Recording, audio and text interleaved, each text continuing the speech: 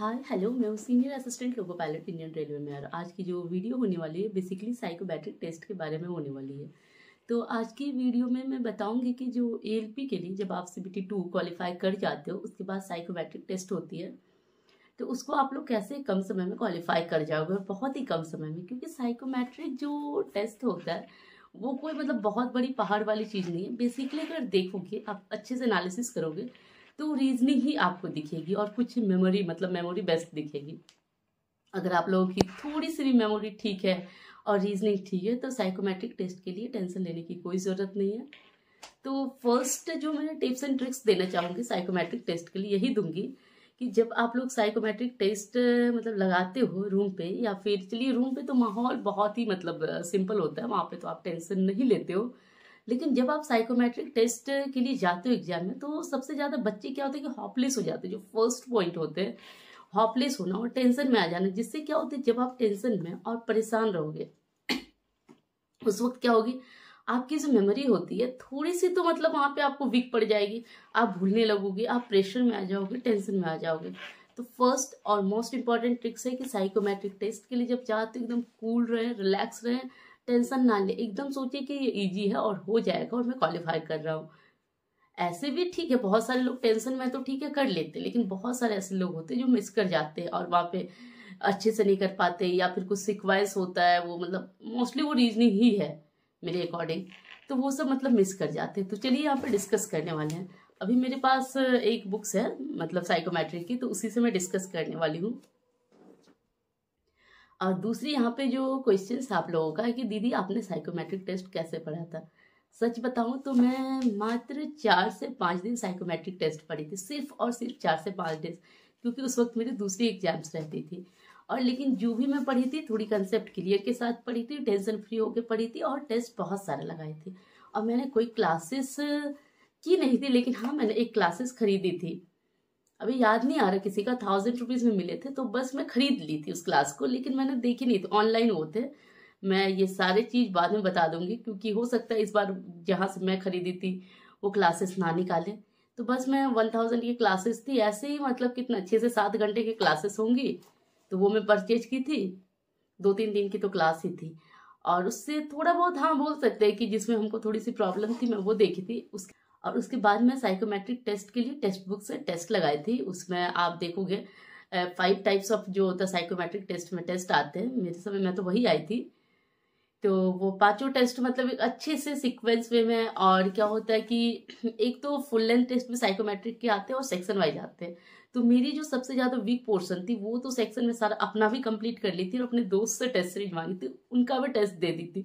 जो पांचों पोर्शन में मेरी वीक पोर्शन थी, और जो स्ट्रांग थी तो वो तो मैं फुल लेंथ टेस्ट लगाती थी उसके साथ देती ही थी।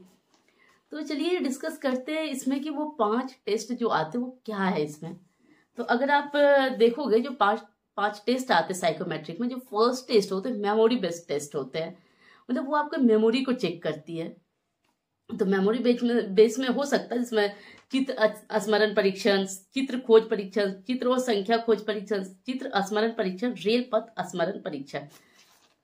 तो जो मेरी आई थी एग्जाम्स में वो आई थी रेल पथ स्मरण वो परीक्षण, जिसमें क्या हुआ था कि रेलवे ट्रैक जैसे मतलब ट्रैक जैसा बना दिया गया था, उसमें 10 नेम दे दिए गए थे। सोच लीजिए ABX CDY ऐसे करके वहां पे नंबरिंग दे दिया गया था। उसके बाद वो आपके फिगर रहेंगे, कुछ समय के लिए वो गायब हो जाते थे और मेमोरी में याद रखना होता था कहाँ पे क्या है। उसके बाद फिर से ट्रैक में लिखा हुआ है, फिर 1 2 3 4 5 ऐसे मतलब दूसरे में बिठा देना है। अभी टेक्स्ट बुक पे एंड ऑफ सेशन सेल चल रही है, जो सिर्फ मतलब 3 दिनों के लिए 29, 30, 31 मार्च, और आज 30 मार्च हो गए, खत्म होने वाले, मतलब सिर्फ एक दिन बचे कल के डेट। जो आप टेस्ट परचेज करोगे उसकी प्राइस होगी 351, और उसमें जो अगर आप एग्जाम कूपन कोड यूज कर लेते हो तो एक्स्ट्रा 12% डिस्काउंट मिल जाएगी। 351 में आपको एक्स्ट्रा 12% मिलेगी। और इसकी जो वैलिडिटी होती है वो कितनी देर की होती है, 365 डेज की होती है, मतलब पूरे 1 साल के लिए, और सिर्फ 351 रुपीज़, और उसमें 12% और भी डिस्काउंट हो जाएंगे कूपन कोड के साथ। और इसमें आपको ऑल ओवर इंडिया के जितने भी मॉक टेस्ट है वो सारे मिल जाते हैं, स्टेट के मिल जाते हैं। अभी रेलवेज के सारे इतने सारे एग्जाम्स उसके भी मिल जाएंगे। अभी साइकोमेट्रिक टेस्ट के लिए आप लोग परेशान होते हैं, साइकोमेट्रिक टेस्ट भी काफ़ी अच्छे होते हैं।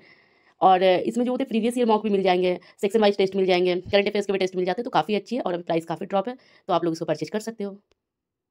जो आपके टेस्ट के लिए समय रहते हैं वो सफिशिएंट रहते हैं, जिससे आप उस समय में आप देख लोगे फिगर को और मेमोराइज कर लोगे, याद कर लोगे, और वो फिगर उसके बाद गायब हो जाती है, फिर टिक लगाना होता। तो बताइए इसमें कौन सी रॉकेट साइंस है। जब आप बुक्स देखोगे वो 3-4 टाइप के मेमोरी बेस्ड आपके टेस्ट दिए रहेंगे, आप पांचों देख लेना। तो संयोग से हमारे में जो रेल पथ वाला जो मेमोरी वाली आती है वही आई थी। चलिए अब दूसरा डिस्कस करते हैं।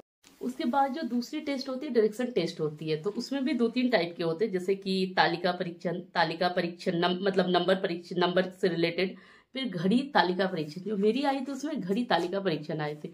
उसमें जो होती है कि राउंड जैसा क्लॉक होता है और उसमें मतलब क्लॉक का जो भी सुई दिया होता है, उसके बाद उसमें मतलब मोस्टली ये रीजनिंग ही है। उसके बाद आपको बोलेगा कि ठीक है अभी 12 बज रहे, अगर उससे आप लेफ्ट में 4 जाते, राइट में 4 जाते, उसके इतना जाते, उसके बाद कितना मतलब बज रहा है। तो बताइए ये भी कोई रॉकेट साइंस है? ऐसे में डिटेल से जब आप लोगों का हो जाएगा CBT 2 तो मैं क्लासेस करा दूंगी खुद से टाइम निकाल के। तो वैसे करके आए थे। ये भी मुझे रीजनिंग लगी थी, तो इसमें भी मुझे कोई मतलब ज्यादा हैक्टिक वाली लगी नहीं थी। बस बुक से देखी थी, उसके बाद सेट प्रैक्टिस की थी, बुक से भी की थी और टेस्ट सीरीज से भी की थी। तो अब बारी आती है उस टेस्ट की जिसमें मुझे सबसे ज्यादा समय लगा था पढ़ने में, जिसको मैं सबसे ज्यादा प्रैक्टिस की थी।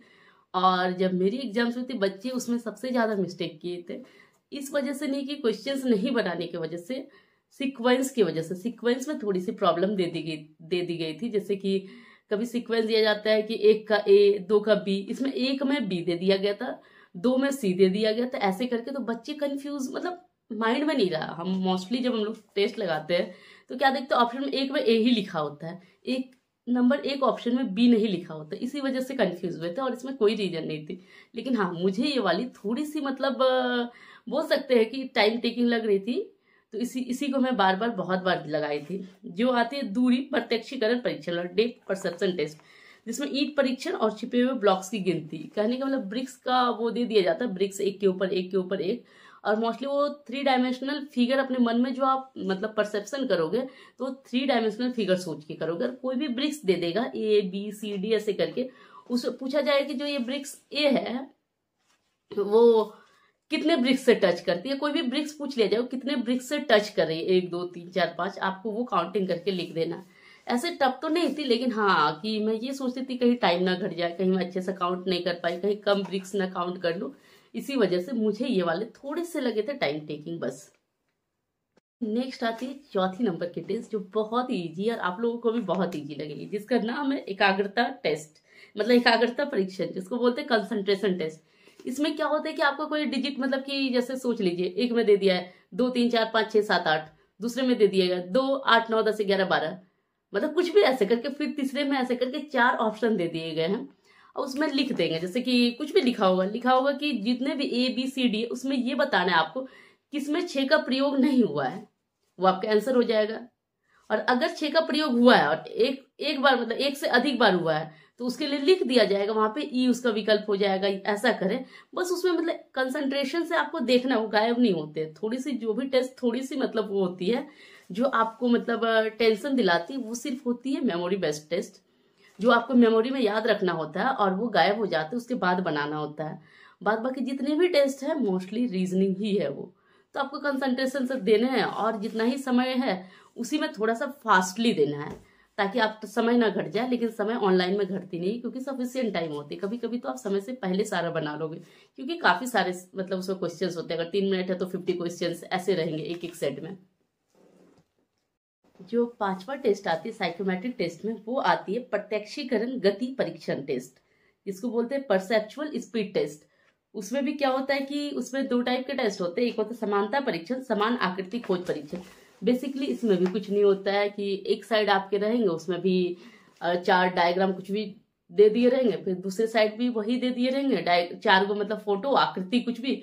और उसके बाद आपको बोल दिए जाएंगे कि ऐसा जो, जैसे कि इधर भी ABCD, इधर भी ABCD, और बोले जाएंगे कि इधर का जो आकृति है, इधर का आकृति जो भी मतलब फिगर से मैच करता है, ऐसा कौन वाला ऑप्शन हूबहू सेम, आपको टिक लगाना है। और बेसिकली यही है साइकोमेट्रिक टेस्ट। तो अब आप डिसाइड कीजिए आपको कौन सी टेस्ट टफ लगी और क्यों लगी और किस वजह से लगी। तो आपको तो इतना ही लगा होगा कि जब आप CBT 1 कर जाओगे, CBT 2 कर जाओगे और उसमें अच्छा स्कोर कर लोगे, फिर साइकोमेट्रिक टेस्ट क्या, फिर तो आपको काफी इजी लगेंगे। बस थोड़े मेमोरी बेस्ड टेस्ट जो होता है उसको ज्यादा प्रैक्टिस कर लेना है और ब्रिक्स वाले टेस्ट ज्यादा कर लेना है। और उसमें ऐसा नहीं कि सिर्फ वही ब्रिक्स वाले ही आएंगे, उसमें मतलब हर एक जो 5 सेक्शन होते हैं उसमें 2 से 3 टाइप होते हैं। सारा प्रैक्टिस मतलब करके जाना है। मैं तो मोस्टली उसी को बताई जो मेरे एग्जाम्स में आए थे। तो इसलिए साइकोमेट्रिक टेस्ट से आप लोगों को डरने की कोई ज़रूरत नहीं है। पहले आप लोग अभी आराम से CBT 2 दीजिए, अच्छा स्कोर कीजिए। ऐसा नहीं कि आपको CBT 2 में क्वालिफाई कर जाइए, मतलब सिर्फ क्वालिफाई नहीं करना है, क्योंकि लास्टली जो सिलेक्शन होगा वो 1 टाइम्स का होगा, आप लोगों को 1 टाइम्स में आना है। तो अभी से जो आप लोग सोचिए कि नहीं मैं मतलब 75 से प्लस 80 मार्क्स लाओ, 81 82 मार्क्स लाओ, अगर मीडियम रेंज के क्वेश्चन आते हैं उसके बाद तो कट ऑफ तो अगर इजी क्वेश्चन आते हैं तो ज़्यादा जाएगी, टफ आते हैं तो कम जाएगी, वो तो एग्जाम्स के बाद मतलब पता चलता है। लेकिन तो भी आप लोग जैसे टेस्ट लगाते हो तो वहाँ पे जो आप लोग देते हो उसमें आप लोग ये सोचो कि जो परसेंटाइल देता है मैं 98 99 परसेंटाइल लाऊं टेस्ट सीरीज में, जो भी मतलब मार्क्स जो भी लाते, लेकिन वहाँ पे देखिएगा जब मार्क्स टेस्ट में होता है परसेंटाइल भी होता है, तो परसेंटाइल हाईएस्ट लाने का कोशिश करें, CBT 2 में अच्छा मार्क्स लाएं। उसके बाद ना साइकोमेट्रिक टेस्ट, और साइकोमेट्रिक टेस्ट में अगर आप लोग कॉन्फिडेंस रहोगे तो आराम से कर जाओगे। और जब आप लोगों की हो जाएगी CBT 2 रिजल्ट आ जाएंगे, मैं आप लोगों को खाली समय निकाल के साइकोमेट्रिक टेस्ट बताऊंगी। और मैंने सिर्फ और सिर्फ 5 दिन में साइकोमेट्रिक टेस्ट किया है, मतलब क्वालिफाई। और वो भी 5 दिन, ऐसा नहीं कि सुबह शाम पढ़ रही थी, 1-2 घंटा करके देखी थी। और लास्ट के 2-3 दिन जो होता है वो बहुत मतलब थोड़ा सा 6-7 घंटा सोच सकता है, हाँ देखी थी और क्वेश्चन प्रैक्टिस करती थी बस। तो इतना ही है ओवरऑल साइकोमेट्रिक टेस्ट। तो चलिए किसी और वीडियो में कुछ डिस्कस करते हैं। अगर जो भी क्वेरीज हो आप लोग कमेंट सेक्शन में कमेंट कर दीजिएगा। तब तक के लिए बाय बाय, टेक केयर।